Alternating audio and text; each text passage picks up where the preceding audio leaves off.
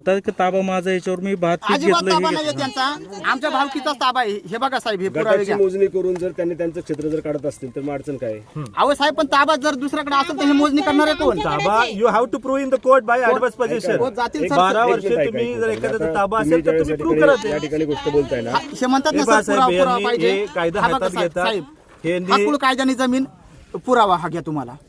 नाही सर म्हणतात की आता ते ठीक आहे, त्याच्यात दिसतंय का 165 ला तुम्ही अजून एक व्यक्ती कोळे म्हणून, हो. परंतु सर म्हणतात की 2023 पासून ही जमीन मी कसतोय याच्यावर माझा ताबा अजिबात आहे. नाही, ही 100% चुकीची गोष्ट.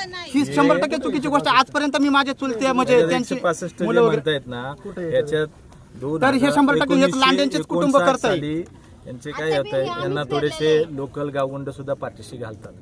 तुम्हाला सांगतो, मला फार त्रास आहे याचा. अच्छा सांगा मला सगळं सांगा. या ठिकाणी जर आलो मी या ठिकाणी तर लेडीज लोक अंगावर येतात. या ठिकाणी आलो तर इथं मला काय म्हणतात, इथं JCB लागला किंवा ट्रॅक्टर लागला तर लोक इथली मला जे म्हणतात की आम्हालाच देऊ द्या.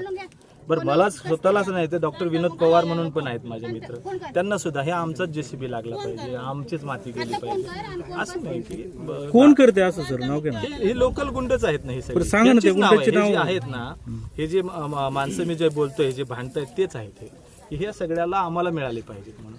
बरं, मला एका प्रश्नाचं उत्तर द्यावं ह्यांनी की हे सगळे पेपर दाखवतात, आतापर्यंत कोर्टात का नाही गेले हे?